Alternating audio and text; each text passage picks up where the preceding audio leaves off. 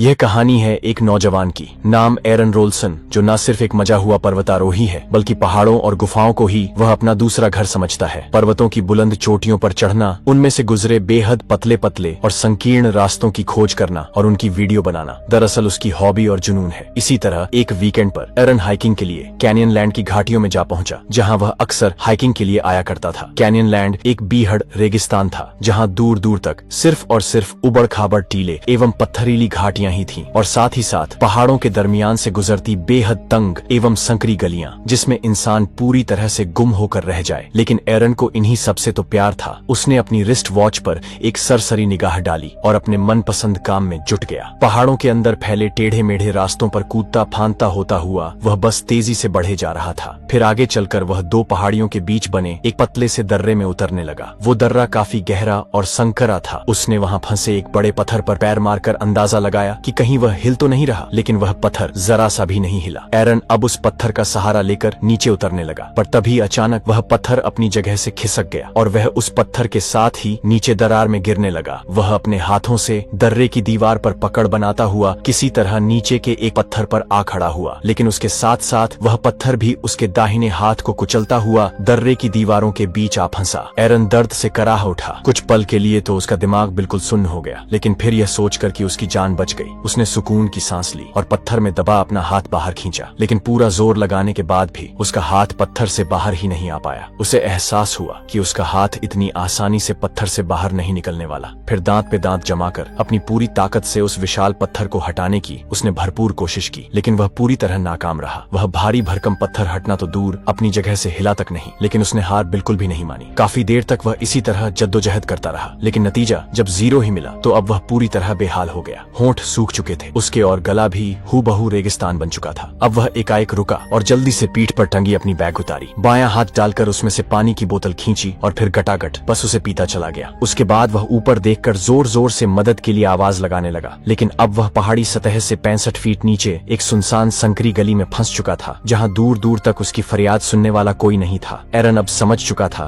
कि वह उस बीहड़ में फंस चुका है जहां उसकी मदद करने कोई नहीं आने वाला, क्योंकि उसने ना तो अपने पेरेंट्स को और ना ही किसी और को बताया था कि वह कैनियन लैंड आया है। उसके बाद उसने बाएं हाथ से अपने बैग को खोला और उसमें मौजूद सारे सामानों को निकालकर बाहर रख दिया, जिसमें एक छोटी सी पॉकेट नाइफ भी थी। उस छोटे से चाकू से एरन चट्टान को साइड से तोड़ने की अपनी भरपूर कोशिश में लग गया, लेकिन वह एक निहायत ही ठोस और मजबूत चट्टान थी और साथ ही साथ एरन का दायां हाथ चट्टान के अंदर फंसा था और बाएं हाथ से काम करने में उसे काफी दिक्कत हो रही थी। लेकिन फिर भी एरन ने अपनी हिम्मत नहीं हारी। वह लगातार अपने काम में पूरे मेहनत मशक्कत से जुटा रहा, लेकिन बदकिस्मती से तभी वह चाकू भी उसके हाथ से छूटकर नीचे गिर गया। एरन ने अपने पैर से उस चाकू को उठाने की भरपूर कोशिश की, पर वह सतह से थोड़ा ऊपर फंसा था, इसलिए उसका पैर सतह पर पड़े चाकू तक नहीं पहुंच पा रहा था। लेकिन किसी तरह वह पैरों में एक लकड़ी फंसाकर उस नाइफ को उठाने में आखिरकार कामयाब हो गया और उस भारी भरकम पत्थर को काटने में फिर से जुट गया। इसी तरह रात हो गई। पत्थर को काटते काटते एरन के चाकू की नोक भी घिस गई, पर इतनी मेहनत के बावजूद भी उस कठोर पत्थर को कुछ खरोचों के सिवा और कुछ नहीं हुआ। अब एरन थकान और प्यास से पूरी तरह चूर हो चुका था। उसने ठीक 12 बजते ही कुछ घूंट पानी पिया और बाकी आगे के लिए बचा कर रखा। थकान के कारण अब उसे नींद आने लगी थी, पर वह सतह से थोड़ा ऊपर लटका हुआ था और एक पत्थर पर पैर टिकाकर बड़ी मुश्किल से खड़ा था। ऐसी स्थिति में वह आराम भी नहीं कर सकता था। तभी उसे अपने ऊपर एक नुकीला चट्टान दिखाई दिया। एरन को आइडिया आया। उसने अपनी क्लाइंबिंग रोप निकाली और उसे उछालकर किसी तरह उस नुकीले चट्टान में फंसा दिया। फिर उसने उस रस्सी को अपनी हार्नेस बेल्ट से अटैच कर दिया, जिससे उसकी बॉडी को एक सपोर्ट मिल गया और वह रस्सी के सहारे झूलता हुआ रेस्ट करने लगा। कुछ आधा घंटा रेस्ट करने के बाद वह उस चाकू से पत्थर को तोड़ने में फिर से लग गया। सुबह होने तक उसने अपनी कोशिश जारी रखी, पर बदकिस्मती से सिर्फ नाकामी ही उसके हाथ लगी। उसे बिल्कुल नहीं पता था कि उस जालिम पत्थर से हाथ छुड़ाकर बाहर कैसे निकलना है, जबकि उसे उस दर्रे में फंसे हुए अब तकरीबन 24 घंटे गुजर चुके थे। बाहर निकलने का अब कोई भी रास्ता उसे नहीं सूझ रहा था। अब उसे समझ आ चुका था कि उसकी जिंदगी के सफर का बस यही अंत होने वाला है। उसने अपना कैमरा ऑन किया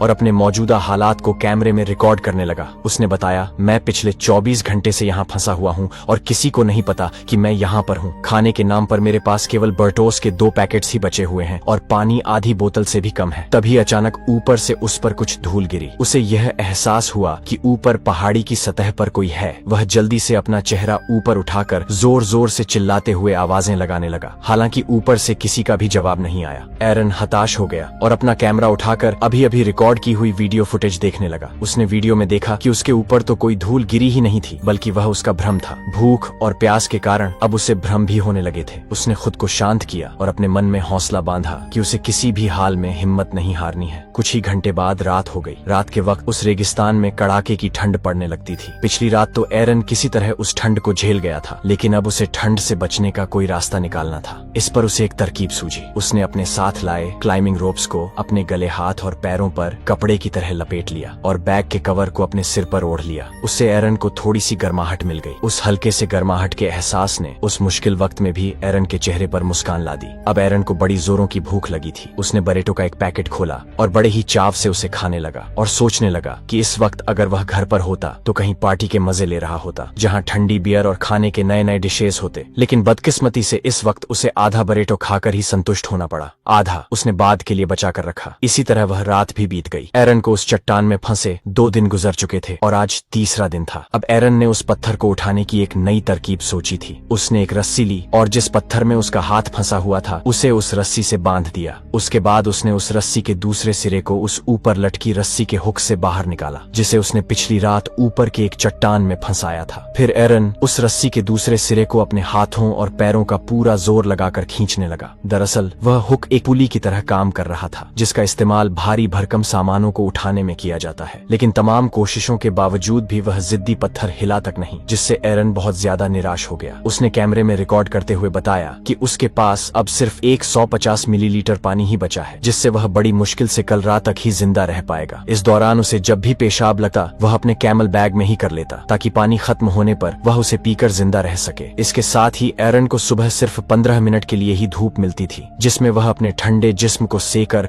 बड़ा ही सुकून और आनंद महसूस करता था। इन 3 दिनों के अंदर भूख और प्यास से पूरी तरह बेहाल हो चुके एरन ने अब यह तय किया कि वह अपने फंसे हुए हाथ को ही काट देगा। भले हाथ ना रहे पर उसकी जान तो बच जाएगी। लेकिन बदकिस्मती से अब उस नाइफ की धार पूरी तरह खत्म हो चुकी थी, जिससे उसकी पतली सी स्किन भी उस चाकू से कट नहीं रही थी। एरन को काफी निराशा हुई। इस तरह से एक और दिन खत्म हो गया और रात हो गई। एरन को अपने पिछले दिन अब बहुत ज्यादा याद आने लगे। अपना परिवार, अपनी गर्लफ्रेंड और सारे दोस्त। तभी ऊपर आसमान में जोर जोर से बिजलियां कड़कने के साथ बादल घिर आए। फिर देखते ही देखते अचानक मूसलाधार बारिश शुरू हो गई। एरन खुशी से झूम उठा। वह मुंह खोलकर जल्दी जल्दी बारिश के कतरों से अपने सूखे हलक को तर करने लगा और साथ ही साथ खाली पड़े बोतल को भी पानी से भर लिया। बारिश इतनी घनघोर और तेज थी कि पानी उस दर्रे में भी भरने लगा जिसमें एरन फंसा हुआ था। पानी का लेवल लगातार तेजी से बढ़ रहा था और एक समय ऐसा आया कि एरन उस पानी में डूबने लगा। उसका हाथ पत्थर के नीचे दबा था, जिससे वह तैर भी नहीं सकता था। एरन पानी से बाहर आने के लिए छटपटाने लगा। उसने पत्थर को उठाने के लिए अपना पूरा जोर लगाया। अब क्योंकि पानी के अंदर ग्रेविटी कम होने की वजह से चीजों का वजन भी कम हो जाता है, इसलिए थोड़ी सी मशक्कत के बाद एरन पत्थर से अपना हाथ छुड़ाने में कामयाब हो गया और पानी से बाहर निकल आया। इसके बाद वह उन संकरी दरों से निकलकर भागता हुआ सीधा अपनी गाड़ी तक पहुंचा और गाड़ी स्टार्ट करके कैनियन लैंड से बाहर निकल गया। अब उसके खुशी का कोई ठिकाना ना था, लेकिन अगले ही पल उसके पैरों तले मानो जमीन ही खिसक गई, जब उसे एहसास हुआ कि यह सब तो एक भयानक सपना था। दिमाग में उपजा एक हजुलेसन। दरअसल भूख और प्यास के कारण अब एरन को हजुलेसन भी होने लगे थे, जिससे उसे अपने सामने ऐसे दृश्य दिखाई दे रहे थे जो असल में वहाँ थे भी नहीं। एरन को जब यह एहसास हुआ कि वह अब भी उसी पहाड़ी दर्रे में ही फंसा हुआ है, तो वह धाड़ मारकर रोने और चिल्लाने लगा। इसी तरह वह रात भी बीत गई। एरन को यहाँ फंसे हुए आज 5वां दिन था। उसका बिहेवियर अब बहुत तेजी से चेंज हो रहा था। उस पर जैसे पागलपन सवार होने लगा था। कभी वह अपने आप से ही बातें करने लगता, तो कभी अपना कैमरा ऑन करके एक रिपोर्टर की तरह अपने मौजूदा हालातों को रिकॉर्ड करता। इसके बाद एरन बहुत ज्यादा भावुक हो गया। उसने कैमरे में अपने पेरेंट्स से कहा कि वह उनसे बहुत प्यार करता है और उन्हें बिना बताए यहाँ आने के लिए उनसे माफी मांगी। एरन ये सब इसलिए रिकॉर्ड कर रहा था क्योंकि उसकी खुद की उम्मीदें अब पूरी तरह टूट चुकी थीं। अब उसके पास न तो एक बूंद पानी बचा था, न खाना। भूख और प्यास के कारण अब वह पूरी तरह बदहाल हो चुका था और यह वजनी पत्थर जिसे वह हिला तक नहीं पा रहा था, उसने एरन की जिंदगी को इस पहाड़ी दर्रे में बिल्कुल कैद करके रख दिया था। एरन बहुत ज्यादा फ्रस्ट्रेट हो चुका था। अब एरन अपना वो हाथ ही पत्थर से आजाद होना चाहता था, पर बदकिस्मती से उसके हाथ की हड्डी ने चाकू को आर पार होने से रोक दिया। उस छोटे से चाकू से हाथ की हड्डी को काट पाना नामुमकिन था। एरन ने चाकू बाहर निकाल लिया। इस तरह एक और दिन निकल गया। प्यास से अब एरन की जान निकली जा रही थी। मजबूरी में उसने अपना कैमल बैग उठाया, जिसमें उसने अपनी यूरिन स्टोर कर रखी थी, और फिर बिल्कुल बेबसी के आलम में बस उसे पीता चला गया। एरन अब बहुत ज्यादा कमजोर हो चुका था। उसने बेहद मायूसी से कहा, शायद यह पत्थर जब से मैं पैदा हुआ तब से मेरा ही इंतजार कर रहा था और मेरी डेस्टिनी शायद यही थी। फिर उसने वहीं एक चट्टान पर चाकू के नोक से रेस्ट इन पीस लिखकर अपनी जन्म और मृत्यु की तारीख भी लिख दी और नीचे अपना नाम, क्योंकि अब उसे पूरी तरह यकीन हो चुका था कि वह यहाँ से जिंदा वापस नहीं जा सकता। अब वह अपनी जिंदगी को ख्यालों में रिवाइंड करके देखने लगा, जैसा कि मरने वाले लोग अक्सर करते हैं कि क्या खोया, क्या पाया और क्या मुझे नहीं करना चाहिए था। फिर टूटे दिल के साथ बिल्कुल बदहवास अवस्था में वह वहीं पर सो गया। अगली सुबह यानी 6वें दिन अपनी आखिरी सांसों पर अटके पड़े एरन को जब हल्का सा होश आया तो उसे कुछ विजन दिखाई पड़े। विजन में उसे एक छोटा सा बच्चा दिखाई पड़ा जो कि उसका फ्यूचर सन था और वह अपने उस बच्चे के साथ बड़े ही प्यार से खेल रहा था। उस विजन को देखने के साथ ही उसके अंदर एक आत्मशक्ति आ गई और वह पूरे जोश से भर गया। उसने ठान लिया कि वह किसी भी हाल में वहां से निकल के रहेगा। उसने पत्थर का सहारा लेकर अपने फंसे हुए हाथ की हड्डी तोड़ डाली और उस असहनीय दर्द को झेलता हुआ हाथ के उस टूटे हुए हिस्से को चाकू से काटकर जिस्म से अलग कर दिया। इस तरह से अपने हाथ का बलिदान देने के बाद एरन 6ठे दिन उस जालिम पत्थर से आजाद हो गया। फिर उसने अपने कटे हुए हाथ को अपने बैग से लपेट लिया। उस दर्रे से बाहर निकलने से पहले उसने पत्थर में दबे अपने उस कटे हुए हाथ की फोटो भी ली। फिर वह संघर्ष करता हुआ बड़ी मुश्किल से उस पहाड़ी दर्रे से बाहर निकला। बाहर बेहतरीन धूप खिली थी और आज 6वें दिन खुला आसमान देखकर एरन भी बिल्कुल धूप की तरह खुशी से खिल उठा। वो रोप के सहारे जब पहाड़ी की चोटी से नीचे मैदान में उतरा तो अचानक देखा कि एक जगह थोड़ा सा मैला कुचैला पानी जमा था। उसने आव देखा ना, ताव बस तुरंत ही उस पानी में मुंह के बल छलांग लगा दी। प्यास से बेहाल एरन उस गंदे पानी को बस पीता ही चला गया। प्यास मिट जाने के बाद वह अपने लड़खड़ाते कदमों से आगे बढ़ गया। पूरी तरह दर्द से पीड़ित होने के बावजूद भी वो उस बीहड़ रेगिस्तान में बस आगे बढ़ता ही जा रहा था कि अचानक तभी उसे थोड़ी दूर एक आदमी नजर आया जो अपनी पत्नी और बच्चे के साथ हाइकिंग के लिए ही वहां पर आया था। एरन ने उन्हें जोर से आवाज लगाया। एक बार को तो उसके हलक से कोई आवाज ही नहीं निकली, लेकिन फिर दोबारा कोशिश करने पर उसकी आवाज उन लोगों के कानों तक पहुंच गई। वे लोग भागते हुए जल्दी से एरन के करीब आए। एरन ने उन्हें अपनी दर्दनाक कहानी बताई और उनसे लेकर ढेर सारा पानी भी पिया।